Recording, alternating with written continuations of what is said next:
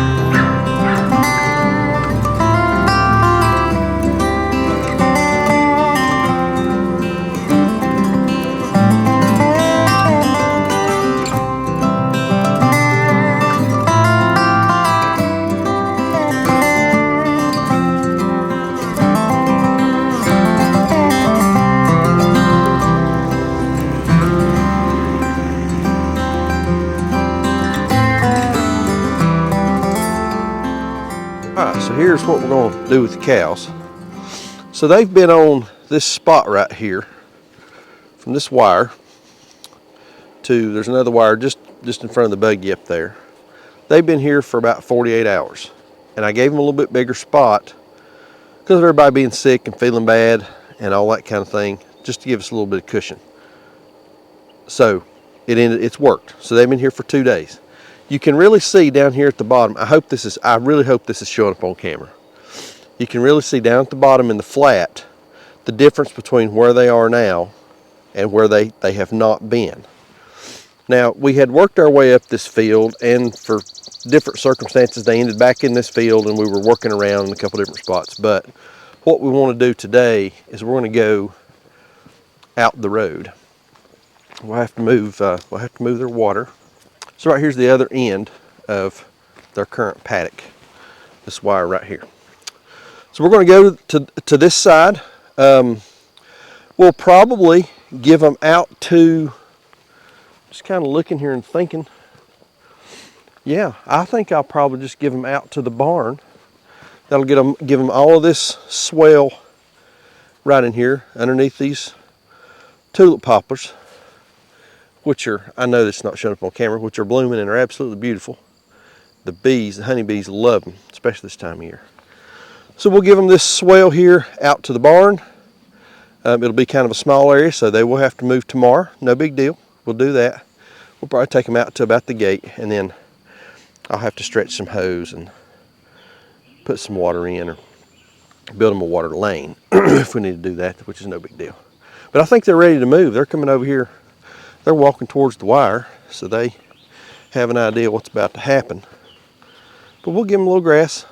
Issue that we're running into, it's not really a problem, but it is a little bit of an issue, is the grass is getting ahead of us. We're at about half the stocking density that we could be for this farm, based on NRCS recommendations, which is 1 animal unit per acre, animal unit being 1,000 pounds. Not quite 15,000 pounds in there, but pretty close. So, but we're about, and then we got about 30 acres to graze. So we're at about half. So we're understocked, having a little trouble keeping up with the grass. I would rather be in that situation than to have too many cows and not enough grass, kind of thing. And we're still working on this farm, getting the soil built up, getting our grasses improved, and all that kind of thing. And that sort of thing just takes time. Rotating animals, moving these cows along.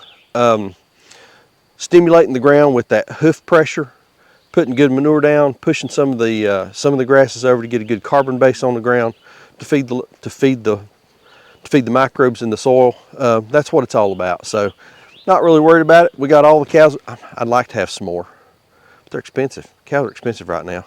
We've got all the cows we need. We got enough grass. Everything's working okay. You're better off not to put yourself in a tough situation where you're going to run out of grass. You got too many animals you got to sell in a hard time because you're pressed. Just play it safe. Just be smart. Don't take too many risks. Take calculated risks. Just don't make stupid mistakes. I've made them. They're not fun.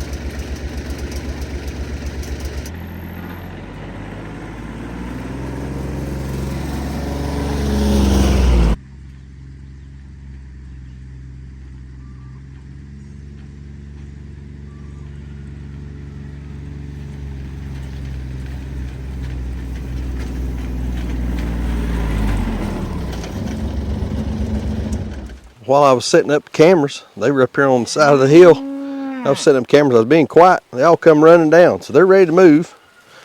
Let's take our stuff over here, and so we can get some footage of these guys going across the wire. Hello, babies. That steer right there, this brown steer, just a little over a year old, and he's a hoss. I mean, he is a good-looking boy. This girl right here is at least 8 months older than he is, and he's still bigger than, as big as she is. I mean, he's off of Mongo. Remember our bull Mongo, and then that white, goofy Jersey Holstein Duke's mixture cow right there. I don't know what that thing even is, but he's turned out to be a good boy. They have really worked this over. Right in here, let me show you all this right quick. Right in this area right here is where we unrolled all that hay over winter, and this paddock was looking pretty rough. We'd beat it up pretty hard, but right in here, y'all, we unrolled hay on this thing. I untelling how many rolls of hay we put out here, and it just comes back super thick. It's a biological hot zone, is what they call it in the regenerative ag world. Biological hot zone, because we got a lot of new grass coming up, had a lot of carbon on the ground, had a lot of manure on the ground. There's still a few bare spots, but the earth is coming back and putting a cover on that. Got a scab, putting a scab back on that dirt, covering it up, and man, we got some good looking grass. When we first moved to this property, my goodness. When we first moved to this property, this area right in here was where the previous owners kept some horses. And it wasn't much pumpkin. There's a lot of broom sedge, a lot of just mess. Wasn't much grass, didn't look very good. It's pretty rough. But since we've been running the cows in here, I've had the chickens in part of it, some too. But since we've been running those animals in here, we're getting a lot better grass growth, a lot more variety, a lot of diversity in our forages, which is what you want. So these animals, managing them right, they help your grass grow. All right, y'all. Ooh, cow.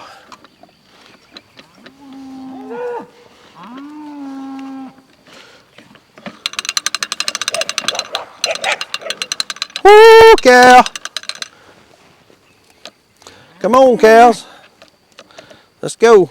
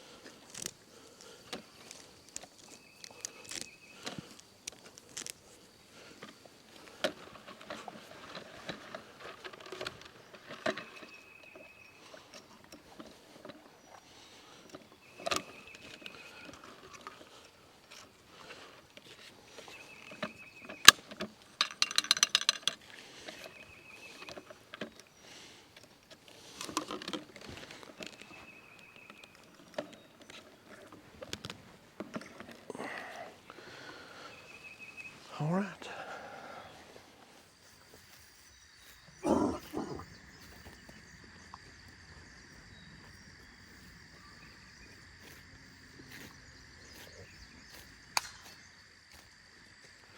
That's how we move cows. It's pretty simple. They just want to go where the grass is and give them a chance. All right, before we wrap this thing up, I got two things I want to remind y'all about. First off, June the 22nd here at Sheraton Park Farms, the North Carolina Department of Ag Extension Office is going to be putting on a Introduction to Rotational Grazing class. This is going to be taught by Johnny Rogers and one of the extension agents up in Watauga County. I'm going to have a small speaking part. They're the ones putting it on. We're going to be hosting it. I think the registration for this thing is 20 bucks. It is super cheap for some really, really good education. Johnny's a smart guy. He knows this rotational grazing stuff. Puts on a really, really good class. Lunch is going to be included. June 22nd here at Sheraton Park Farms. Come on out. We'd love to see you at that one. Also, September 13 and 14, Charleston, West Virginia, the Homesteading-ish Conference. I think this is lining itself up to be one of the best homesteading conferences on the East Coast. Joel Salatin is going to be there, the Daughtries, Josh from Stony Ridge Farm, Nathan Elliott from Out of the Woods, and our good friend Troy McClung from Red Tool House is going to be there. We're going to be there. Charleston, West Virginia, September 13 and 14, the Homesteading-ish Conference. Link for both of these is down in the description below. Come on out, visit with us. We'd love to see you at one of them. All right, there they are. We got them moved. You know, I get asked by lots of folks, can I do this with 2 cows, 4 cows, 8 cows? Absolutely you can. Break your fields up, break your fields up into paddocks, and give areas rest. That's the most important part of this whole regenerative ag rotational grazing thing, is you've got to give your paddocks an area of rest. And I've said this before, I drive around the county here where I live, and went to the market this morning. I'll talk about that in a minute. Went to the market this morning and was driving through other counties, and I see fields that have cows in them, and those cows are not being moved, and they've got grass that's just down to the dirt, and we've got grass out here. I can't get it all eaten. Yeah, we are a little low density on our stocking right now, but You got to give your grass a chance to rest. So it is Saturday evening, and we went to the market this morning at Clemens. It was our first opening. It was the opening day for the summer farmers market out there, and we had just a bang up day. We took the new setup. I didn't do any filming, but we did take the new setup, and we got just a lot of really positive comments back on that setup. And we had actually implemented some. I wish I'd have filmed, but we implemented some of the suggestions that y'all had made. I did buy a new set of steps, a set of RV steps that has a handrail, and so we put that in. That was much better. We had bought a rug. I'll post a picture of the rug right here. Bought these from Badger Mats. This is not sponsored. They're not paying me to say this. I'm going to leave a link in the description down below for Badger Mats. These guys done a bang up job. The mats are beautiful, super high quality, and their turnaround time was fast. They're located in Wisconsin. I was emailing back and forth with a guy named Nick. So if you're looking for some kind of mat for your business, they've got a lot of options, lots of colors, lots of choices. We just went with something pretty simple to try, but Badger Mats, go check them out. But anyway, like I was saying, good reviews on the farm store. We did implement some of the suggestions and changes that y'all had mentioned, and I think it was beneficial. But here's the part that really just kind of blew me away today. I get questions all the time about this YouTube channel and what we do with this YouTube channel and why we do videos and all that kind of thing. And my story is always the same. When we got into farming and we started going to markets, I thought I would do a couple of videos just to kind of show our customers that couldn't get out to the farm how we raised our animals and what we done. And that one video turned into 5, turned into 15, and now we're well over 500 videos, and we just can't thank y'all that watch us enough. But probably half of the folks that came by and bought today talked about watching us on YouTube and watching the videos. And I think that's a powerful testament to building community and engaging people with what you do. I'll give you some real high numbers. I don't know if I've got enough signal out here to do it or not, because I'm way out in the field. Yeah, I know we done well over 40 transactions today. We were well north of $2,000 in sales.